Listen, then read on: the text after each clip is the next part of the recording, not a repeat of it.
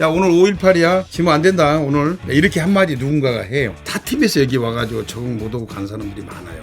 또 못했고 도 못했고 그 당시에 군기반장 이순철이가 불러놓고 이제 뭐라고 그랬어요. 김웅룡 감독님이 새삼 떠올라요. 처음에 저도 이제 있을 때는 별로 안 좋아했거든요. 뭐 이런 사람이 다 있나 이렇게 생각을 했는데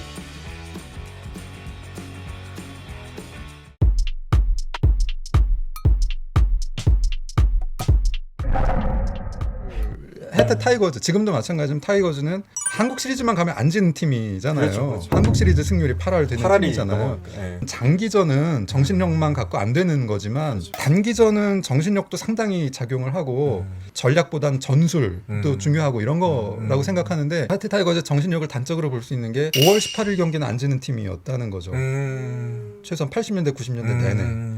그거를 뭘로 설명할 수 있겠어요. 5월 18일 날 그렇다고 누가 일장 연설하는 것도 아니고 그렇죠. 그러면 오늘 우리 해태이기 때문에 5월 18일 날 우리가 광주에서 경기도 못하게 하는 이런 배정이라는 걸 누구나 알고 있고 그렇다면 오늘 맥없이 치면 우리 너무 그렇지 않느냐 너무 허탈하지 않느냐라는 걸 아무도 말하지 않더라도 아는 거잖아요. 그러면 그 경기를 그렇죠. 이길 수 있었던 거잖아요. 한국 시리즈에서 막강했던 것도 그러니까 모든 야구라는 걸 정신 자세로 설명할 수는 없지만 한국 시리즈만큼은 그것도 설명할 수 있는 중요한 요인인 것 같다는 생각이 들었어요. 지금도 생각하면 이거에 있어요. 5월 18일 날 야구를 하잖아요. 처음에는 몰랐어요. 5월 18일이 의식적으로 다른 나가서 하는지를 눈치를 못 챘는데 나중에 보니까 5월 18일만 되면 우리가 원정을 가는 거예요. 그러면 선수도 한다면서 야 오늘 5월 18일이야 5.18이다 잘해라 이렇게 한마디 누군가가 해요. 그리고 한마디 하고 나가는 거예요. 그럼 사람들이 머릿속에 있는 거죠. 그게. 야구에 대한 자기 자신만의 집념이나 자존심도 있지만 팀이 서로 간에 선배에 대한 예우도 하지만 눈치도 보는 것 같아요. 타 팀에서 여기 와가지고 적응 못하고 간 사람들이 많아요. 양준혁도 못했고 박노중이도 못했고 마혜영도 못했잖아요. 이 사람들의 공통점이 유기질서 있는 팀에서의 생활이 적응이 안 된 적응이 거예요. 안 됐다는 거잖아요. 여기 왔으면 아무리 야구는 잘 하더라도 이 팀 분위기에 맞춰서 거기에 행동을 해야 되는데 그러지 못하는 경우가 있었어요. 그 당시에 군기반장 이순철이가 뭐라고 얘기를 했냐면 모아놓고 박노준이한테 박노준이 그때 쌍방울에서 트레이드해서 왔어요. 이거 참 말을 해야 되나 안 해야 되나.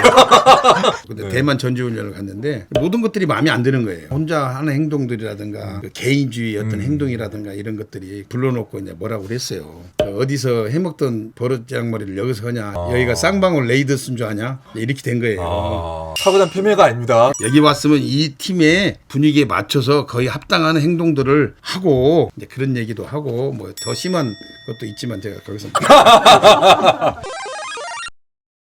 자, OX 게임 할 건데 OX판 드렸어요. 맞으면 O, 틀리면 X를 들어주시면 되겠고요. 애매하다 싶으면 가운데 세모를 들어주시면 되겠습니다. 자, 첫 번째 질문 드리면 바로 올려주세요. 나는 다시 돌아가고 싶은 시절이 있다. 하나, 둘, 셋.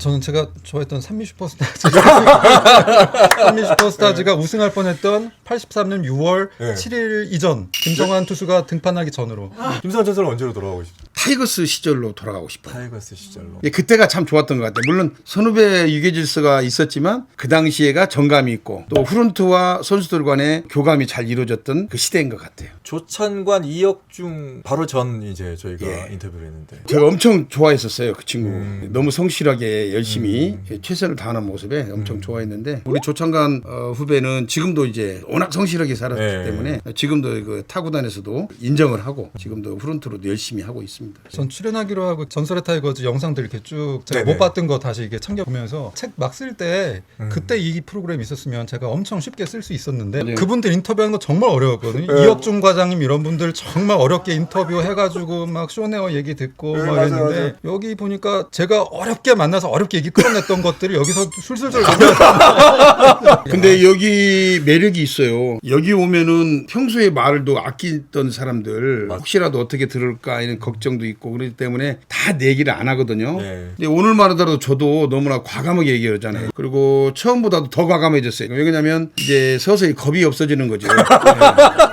여기가 검사 취조실 다음으로 자, 다음은 두 번째 질문입니다. 내 마음속에 영웅이 있다. 하나, 둘, 셋.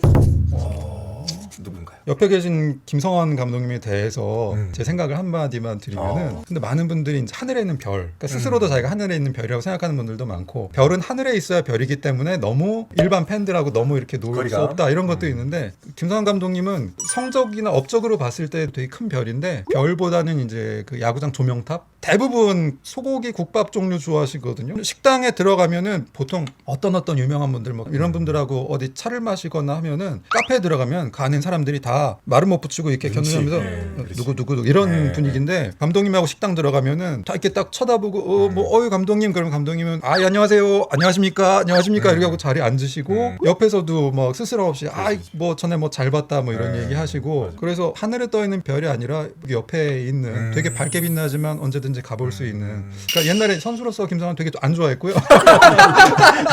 지금 되게 이렇게 좋아하는 스타입니다. 저는 그 우리 김웅룡 감독님이 새삼 떠올라요. 처음에 저도 이제 있을 때는 별로 안 좋아했거든요. 좀 너무 무뚝뚝하고 다정다감하지 않고 그러기 때문에 이런 사람이 다 있나 이렇게 생각을 했는데 속이 참 깊으신 분인 것 같아요. 그래서 누구에게 편견을 주지 않고 똑같이 사람들을 대해주려고 했던 거 이런 것을 보면은 지도자로서의 역량이 대단한 분이다 저는 그렇게 봐요. 그런 마인드가 없었다면 타이거스를 끌어올 수가 없었을 것이고 이분의 독특한 그런 스타일이 전체 야구를 하는 사람들한테 공평하게 기회를 주고 그런 편견을 갖지 않고 사람을 대하는 것 이것이 이제 지도자로서의 어떤 가치와 덕목이다라는 생각을 하는데 저는 조금 흉내를 내려다 말아버렸죠. 솔직히 나 김성환을 후배가 지금의 내가 김웅룡 감독님을 이렇게 말하는 것처럼 좀 있었으면 좋겠죠. 대부분 사람들은 나의 단면만을 봤을 것이다 라는 생각이 들어요. 저도 사실은 김웅룡 감독의 단면을 봤거든요. 근데 나중에 이제 보니까 그분의 따뜻한 마음이 있어요. 저도 사실은 나의 어떤 그 단면을 가지고 판단하는 사람들이 많이 있을 것이다 라는 생각은 저도 알고 있어요. 그러나 제가 사람들을 대할 때 편견을 갖고 진심으로 대하지 않은 사람은 없을 것이다. 제가 이런 말을 드리고 싶어요. 자 마지막 질문입니다. 나는 다시 태어나도 이 일을 할 것이다. 하나 둘 셋.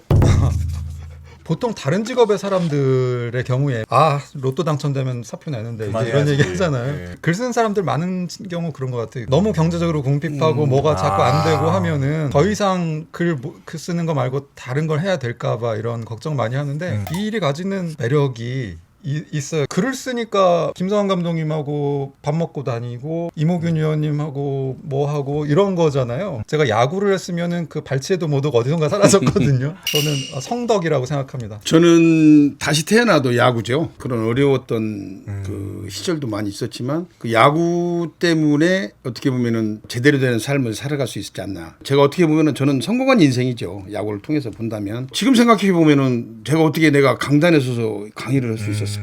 이런 생각도 들기도 하고 제가 어떻게 TV 출연해가지고 그 사람들과의 어떤 이야기를 할 수 있었을까? 뭐 이런 것들을 생각해 보면 야구 선수가 아니었다면은 그 밑바탕이 되지 않았을 거예요. 김성환 전설을 읽게 해준 사람 중에 딱 떠오르는 가장 고마운 사람 누구냐? 저를 처음에 잘 이끌어줬던 분은 우리 돌아가신 이준원 교감 선생님과 저를 고등학교 때 좀 안정적으로 운동할 수 있도록 만들어준 얼마 전에 돌아가신 우리 송경섭 부장 선생님. 그 다음에 이제 또 열거를 하면 우리 가족들이죠. 저희 어렸을 때 힘들게 살았을 때 저희 형 누나들이 그 헌신적으로 저를 뒷바라지 해줬기 때문에 어려운 상황에서도 제가 꿋꿋하게 야구를 할 수가 있었고요.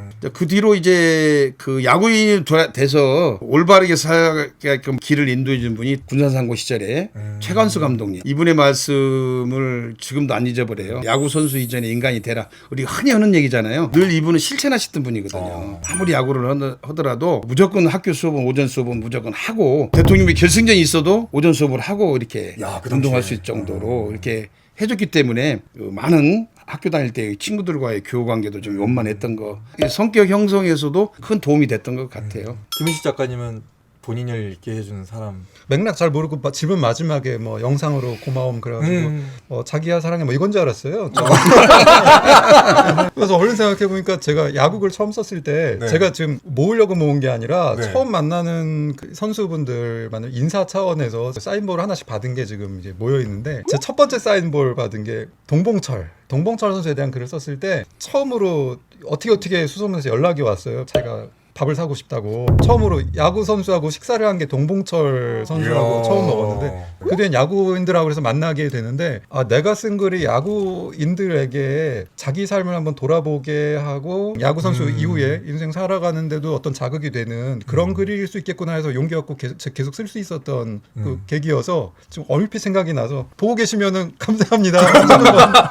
자, 이제 끝으로 팬들에게 전하고 싶은 얘기. 저는 지금까지 야구를 하면서 한 번도 야구 외적인 생각을 해본 적은 없었는데 지금 이렇게 타이거스를 엄청나게 지금 그 응원을 해주고 있는 이런 모습이 너무나 뿌듯합니다. 저 있을 때 이렇게 좀 더 해줬으면 좋았을 텐데 라는 생각이 들긴 하지만 이렇게 열렬하게 많은 분들이 야구장 찾아주시고 또 야구인의 한 사람으로서 너무나 고마운 일입니다. 그 열기가 계속 이어갔으면 좋겠다는 생각이 듭니다. 네. 앞으로 김민수 작가님 어떤 계획을 가지고 계십니까? 자서전 외에.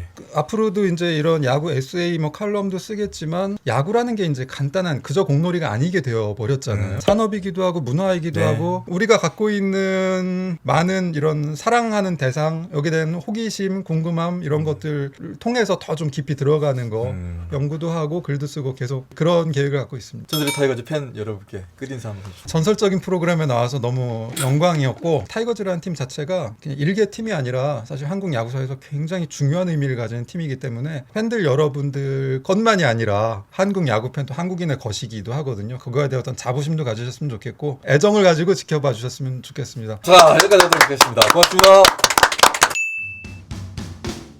정말 접전이었었는데 그때 김성환 선수가 유명선으로부터 투런 홈런을 뽑았다고. 한국 시리즈 최고령 홈런으로 알고 있는데 스팀이 쫙 올라오더라고요. 장종훈이 40홈런 칠 때는 저 난리를 치고 제가 좀 좋은 기운이 있다고 생각하는데 올해도 좋은 결실이 있지 않겠는가?